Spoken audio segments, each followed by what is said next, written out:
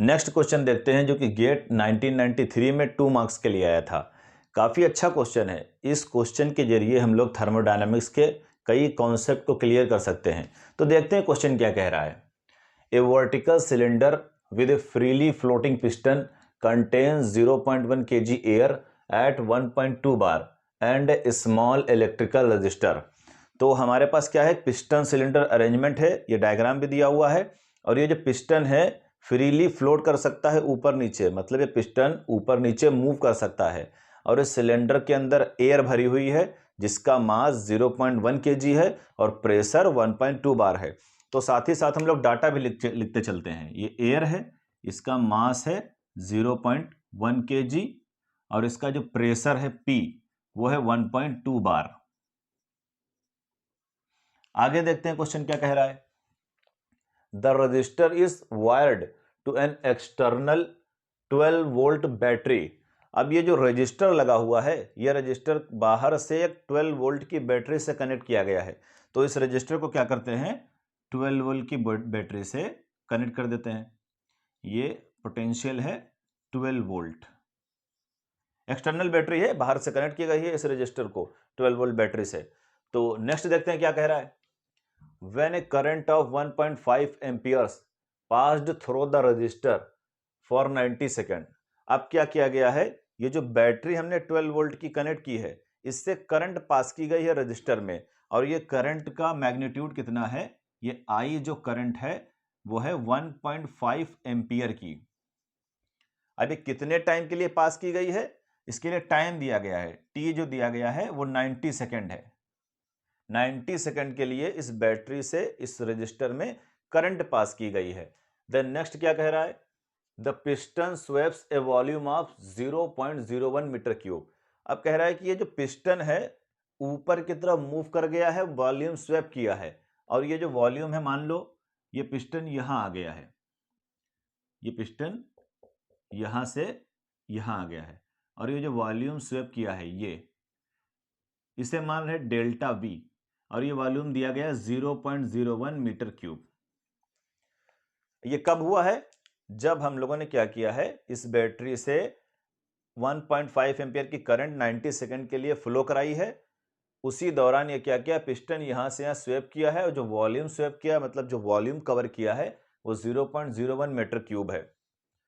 अब हमें इस क्वेश्चन में कुछ बातें मानने को कह रहा है। अज्यूम, पहला, piston and cylinder are insulated.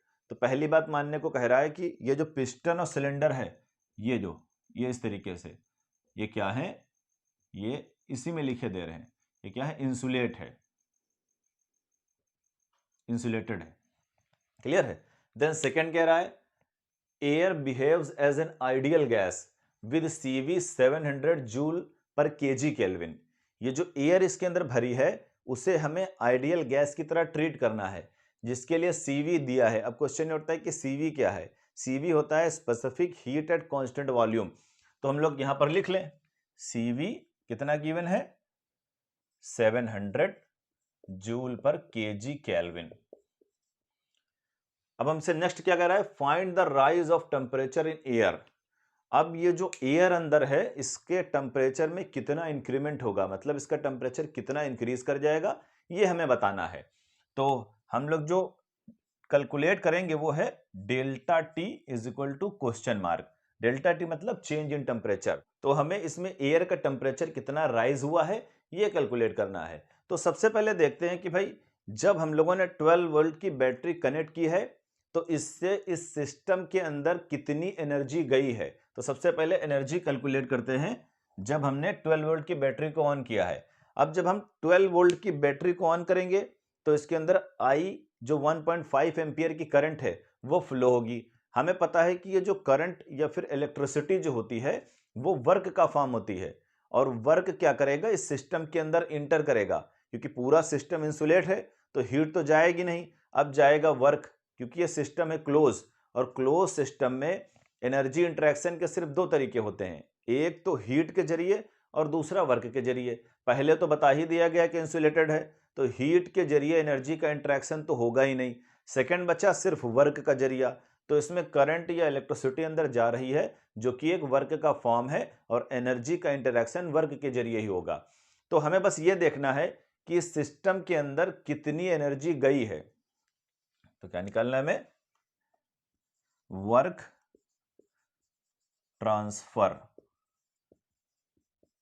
Into the system, किस फॉर्म में? In the form of current, bracket में electricity.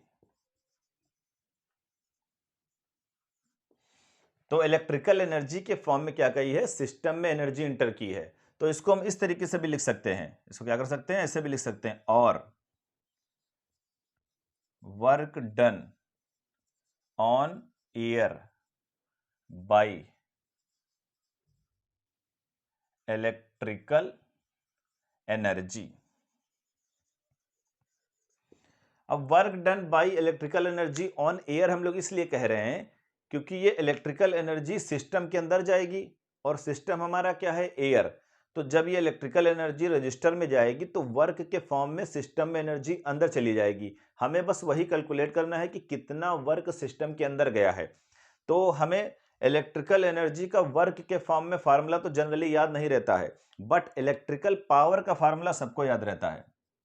Electrical power, electrical power P होती है पोटेंशियल इनटू करंट। ये हम लोग पढ़ते चले आ रहे हैं। इलेक्ट्रिकल पावर क्या होती है? पोटेंशियल, या जिसे वोल्टेज बोलते हैं, पोटेंशियल इनटू करंट। और पावर हमें पता है क्या होती है? पावर जो होता है एनर्जी अपॉन टाइम। तो जब हम एनर्जी को टाइम के रिस्पेक्ट में देखते हैं तो वही पावर बन जाती है। तो अगर जो इस पावर को हम टाइम से मल्टीप्लाई कर दें तो हमारी एनर्जी निकल आएगी। कौन सी एनर्जी? Electrical energy. तो हम क्या करें? इलेक्ट्रिकल एनर्जी के लिए क्या करें? जिसको हम लिखते हैं डेल्टा डब्ल्यू ई, पावर को टाइम से मल्टीप्लाई कर दें। ठीक है, तो पावर क्या है? V इंटू आई इंटू टाइम। तो देखते हैं कि ये इलेक्ट्रिकल एनर्जी कितनी सिस्टम में गई है। तो पोटेंशियल हमारा दिया हुआ है, जो बैटरी है उसका पोटेंशियल 12 वोल्ट है। 12, करंट कितनी है? 1.5, कितने टाइम के लिए गई है? 90 सेकेंड। तो जब आप इसको सॉल्व करेंगे तो आपकी जो इलेक्ट्रिकल एनर्जी आएगी WE, वो आएगी 1620 जूल। तो 1620 जूल एनर्जी इलेक्ट्रिकल एनर्जी के फॉर्म में सिस्टम में अंदर जाएगी। मतलब ये इलेक्ट्रिकल एनर्जी एयर के ऊपर इतना वर्क करेगी। अब क्वेश्चन ये राइज होता है, जो हम लोगों ने ये इलेक्ट्रिकल एनर्जी कैलकुलेट की है, ये पॉजिटिव होगी कि निगेटिव होगी? अब ये क्वेश्चन कहां से आया पॉजिटिव निगेटिव वाला? तो हमें पता है, अगर जो मान लो ये हमारा कोई सिस्टम है, अगर सिस्टम पे हम वर्क करते हैं तो हम लेते हैं निगेटिव। मतलब जब सिस्टम में वर्क जाता है तो उसे हम निगेटिव लेते हैं। अगर कोई सिस्टम वर्क परफॉर्म करता है तो उसे हम लेते हैं पॉजिटिव। इसी तरीके से जब हीट सिस्टम में जाती है तो हम उसे लेते हैं पॉजिटिव, और जब सिस्टम से बाहर हीट जाती है तो इसे हम लेते हैं निगेटिव। ये हमारा साइन कन्वेंशन है। सिस्टम में वर्क जब अंदर जाता है या फिर वर्क परफॉर्म जब हम करते हैं तो उसे लेते हैं निगेटिव, और जब सिस्टम वर्क परफॉर्म करता है तो उसे लेते हैं पॉजिटिव। इसी तरीके से जब हीट अंदर जाती है तो उसे लेते हैं पॉजिटिव, और हीट सिस्टम से बाहर निकलती है तो उसे लेते हैं निगेटिव। तो हम इस पे नजर डालें, जो इलेक्ट्रिकल एनर्जी हम लोग कैलकुलेट कर रहे हैं उस पे नजर डालें, तो हमने देखा कि इलेक्ट्रिकल एनर्जी, ये हमारा सिस्टम है, सिस्टम के अंदर जा रही है। ये वर्क के फॉर्म में एनर्जी क्या कर रही है? सिस्टम के अंदर जा रही है। और जब भी सिस्टम के अंदर एनर्जी जाएगी तो हमारे साइन कन्वेंशन से वो क्या होगी? निगेटिव। तो ये एनर्जी हमारी क्या हो जाएगी? माइनस में आ जाएगी। WE is equal to -620 joule. Clear है? अब नेक्स्ट देखते हैं। अब जैसे ही ये इलेक्ट्रिकल एनर्जी इस रजिस्टर में जाएगी तो ये रजिस्टर क्या करेगा? इस इलेक्ट्रिकल एनर्जी को हीट में बदल देगा। अब जैसे ही ये हीट में एनर्जी बदलेगी तो जो अंदर एयर है उसका टेम्परेचर बढ़ जाएगा और उसकी इंटरनल एनर्जी बढ़ जाएगी। अब वो एयर क्या करेगी? पिस्टन पे फोर्स लगाएगी और पिस्टन को यहां से मूव करा करके यहां ले आएगी। तो एयर क्या करेगी? अब पिस्टन पे वर्क करेगी, और जब पिस्टन पे वर्क करेगी तो पिस्टन उस दौरान 0.01 मीटर क्यूब का वॉल्यूम कवर करेगा। तो देखते हैं कि एयर अब कितना वर्क करती है पिस्टन पे। तो work done by air on piston.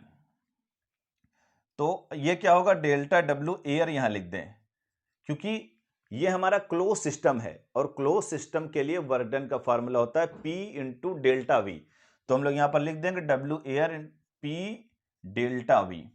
तो हमें प्रेशर दिया हुआ है, प्रेशर दिया हुआ है 1.2 बार, तो 1.2, और हमें पता है कि 1 बार जो होता है वो 10⁵ न्यूटन पर मीटर स्क्वायर के बराबर होता है। तो हम लोग उसको न्यूटन पर मीटर स्क्वायर में बदल देंगे, तो 1.2 इंटू 10⁵ हो जाएगा। और डेल्टा भी कितना दिया है, मतलब वॉल्यूम कितना स्वेप हुआ है, 0.01, 0.01। तो अब इसको सॉल्व कर लें, तो हम कैलकुलेटर से करे ले रहे हैं, कितना हो जाएगा 1.2 इंटू 10⁵ इंटू 0.01, तो आएगा 1200 joule. Delta W air is equal to 1200 joule. अब क्वेश्चन ये उठ रहा है कि ये पॉजिटिव वर्क होगा कि निगेटिव वर्क होगा, तो साइन कन्वेंशन से देखें, इस बार एयर मतलब जो सिस्टम है वो वर्क परफॉर्म कर रहा है। जब सिस्टम वर्क परफॉर्म होता है तो वो पॉजिटिव होता है, तो हम इसको 1200 जूल ही लिखा रहने देंगे। तो अब हम देखते हैं कि टोटल वर्क कितना हुआ है। टोटल मीन्स कुछ वर्क तो सिस्टम के अंदर गया है, मतलब एक्सटर्नली वर्क सिस्टम पे हुआ है, और कुछ वर्क सिस्टम ने खुद परफॉर्म किया है। तो अब हम देखते हैं कि टोटल वर्क कितना परफॉर्म हुआ है, इसे नोट कर लीजिए, देन नेक्स्ट प्रोसीड करते हैं। तो देखते हैं total work done, total work done. तो W delta W T is equal to delta W electrical energy के form work done plus delta W air, जो एयर पिस्टन पे कर रही है वो वर्क डन। तो इलेक्ट्रिकल एनर्जी के फॉर्म में जो वर्क डन था हमारा वो निगेटिव में था, क्योंकि ये सिस्टम के अंदर जा रहा था, तो ये हो जाएगा -620, और जो एयर परफॉर्म कर रही थी पिस्टन पे वो पॉजिटिव था 1200। तो जब इसको सॉल्व करेंगे तो हमारा निगेटिव में आएगा 420 जूल डेल्टा डब्ल्यू टी। ठीक है, तो हम लोगों ने टोटल वर्क डन परफॉर्म कर लिया कि भाई पूरी प्रोसेस में जो परफॉर्म हुई है उसमें टोटल वर्क डन कितना होगा, -420 जूल। अब हमें कैलकुलेट क्या करना है, हमें कैलकुलेट करना है कि जो एयर का टेम्परेचर है उसमें कितना राइज होगा। तो उसके लिए हम लोग क्या करेंगे, फर्स्ट लॉ ऑफ थर्मोडायनेमिक्स लगाएंगे, क्योंकि ये प्रोसेस परफॉर्म हुई है। प्रोसेस के लिए जब हम फर्स्ट लॉ थर्मोडायनेमिक्स लगाते हैं तो हम उससे हीट ट्रांसफर कैलकुलेट कर सकते हैं, change in internal energy calculate कर सकते हैं, और वर्क डन भी कैलकुलेट कर सकते हैं। मतलब जब हमें ये तीनों में से कोई एक कैलकुलेट करना होता है तो हम लोग क्या करते हैं, generally first law of thermodynamics use करते हैं। तो देखते हैं, by first law of thermodynamics, by first law of thermodynamics, process के लिए फर्स्ट लॉ ऑफ थर्मोडायनेमिक्स होता है delta Q is equal to D U plus delta W. ये डेल्टा डब्ल्यू है टोटल वर्क डन, और डी यू है change in internal energy, और delta Q है हीट ट्रांसफर। तो हीट ट्रांसफर तो इसमें होगा नहीं, क्योंकि वो बता रहा है शुरुआत में कि पिस्टन और सिलेंडर क्या है, इंसुलेटेड है, ये हमसे अज्यूम करने को कहा है। तो जब पिस्टन सिलेंडर क्या होगा, इंसुलेटेड होगा, तो हीट ट्रांसफर जीरो हो जाएगा। तो हम लोग क्या करेंगे, इस वाली इक्वेशन में जो हीट ट्रांसफर हमारा है डेल्टा क्यू क्या लिख देंगे, 0। तो ये क्या आ जाएगा, D U plus delta W, और ये क्यू हो जाएगा 0। अब देखते हैं कि जो चेंज इन इंटरनल एनर्जी है वो आइडियल गैस के लिए क्या होती है, क्योंकि एयर को हमें आइडियल गैस की तरह ट्रीट करना है। आइडियल गैस के लिए जो चेंज इन इंटरनल एनर्जी होती है वो होती है M C V delta T. M होता है मास, सी वी होता है specific heat at constant volume, delta T होता है चेंज इन टेम्परेचर। तो यहां पर रख दें 0 is equal to M C V D T plus delta W. ये वाला इधर ले आए तो हो जाएगा -mCV/dt is equal to delta W. और ये डेल्टा डब्ल्यू हम बता भी रहे हैं कि delta W total work done है। तो अब ये क्या करें, डब्ल्यू टी ऑलरेडी कैलकुलेट कर चुके हैं, ये यहाँ वैल्यू यहाँ रख दें, तो क्या हो जाएगा हमारा -mCV डी टी लिख दें या फिर डेल्टा टी लिख दें, बात एक ही है। डी टी मतलब चेंज इन टेम्परेचर और डेल्टा टी का मतलब भी होता है change in temperature, equal to -420। तो अब क्या करते हैं, मास और सीवी की वैल्यू रख देते हैं। तो माइनस माइनस देखिए यहां से कट जाएगा, देखते हैं माइनस और माइनस यहां से कट जाएगा तो क्या बचेगा, M C V D T is equal to 420। अब मास की वैल्यू रख दें, एयर का मास कितना है, एयर का मास ऑलरेडी गिवन है 0.1। तो और सीवी कितना गिवन है, सीवी हमें गिवन है 700 जूल में ही है, इनटू डेल्टा टी हमें कैलकुलेट करना है और ये आएगा 420। तो डेल्टा टी क्या हो जाएगा, ये इसके नीचे आ जाएगा 420 अपॉन 0.1 इंटू 700।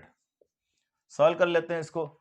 तो हम यहाँ पर कैलकुलेटर से सॉल्व कर रहे हैं, आपको एग्जाम में ऑलरेडी ऑनलाइन कैलकुलेटर दिया होता है। तो देखते हैं कितनी वैल्यू आएगी, 420 डिवाइडेड 0.1 डिवाइडेड 700। तो हमारा जो आंसर आएगा वो आएगा 6 डिग्री सेल्सियस। तो हमारी एयर का टेम्परेचर 6 डिग्री इंक्रीज कर जाएगा।